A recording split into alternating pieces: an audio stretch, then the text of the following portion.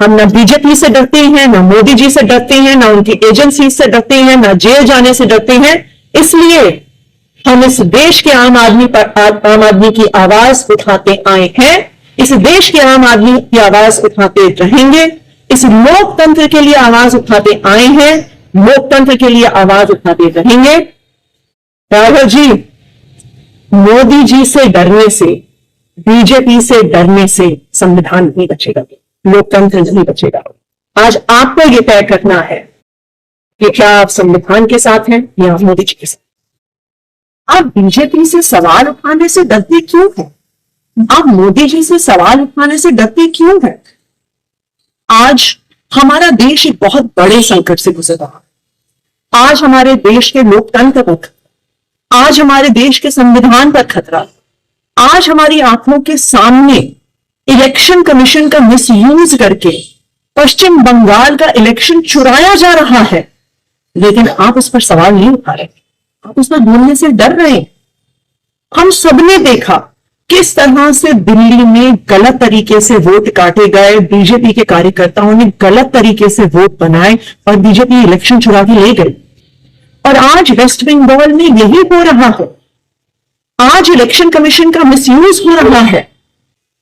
आपने क्या एक बार भी संसद में वोटर डिलीशन पर सवाल उठाए, गलत तरीके से बनते हुए वोट पर सवाल उठाए? क्यों नहीं उठाए? क्या बीजेपी से डर रहे हैं? क्या मोदी जी से डर रहे हैं? आज देश के सामने, देश के आम आदमी के सामने सबसे बड़ा संकट एलपीजी गैस सिलेंडर का है।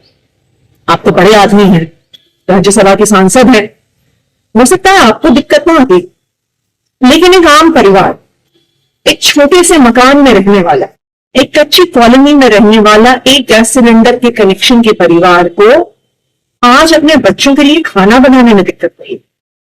क्या सोच रहे हैं मैं काम पर जाऊं, दिहाड़ी लेकर आऊं, या लंबी लंबी लाइनों में खड़ा होकर गैस का सिलेंडर लेके आऊं कि कल मेरे बच्चों के लिए लंच बन सके।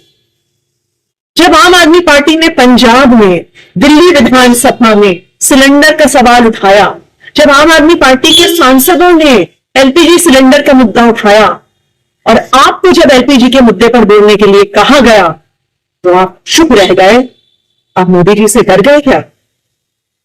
आज इस देश में हर इंसान को यह तय करना होगा कि क्या वो मोदी जी के साथ है या वो संविधान के साथ है, लोकतंत्र के साथ।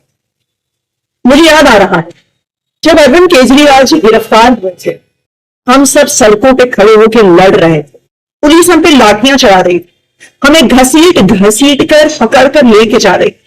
दिल्ली के अलग अलग थानों में, कहीं नरेला में, कहीं बहाना में हम भी गए हुए, हम रोज सड़कों पे लड़ रहे थे। आप तब लंदन में, आपने हमें बताया कि मेरी आंख का ऑपरेशन हो रहा है इसलिए मैं लंदन में। हमसे मीडिया ने बहुत सवाल पूछे, बार बार हमने मीडिया को कहा कि नहीं नहीं, राघव चड्ढा जी डरे नहीं है, उनकी आंख में प्रॉब्लम है, वो अपना ऑपरेशन करवाने है।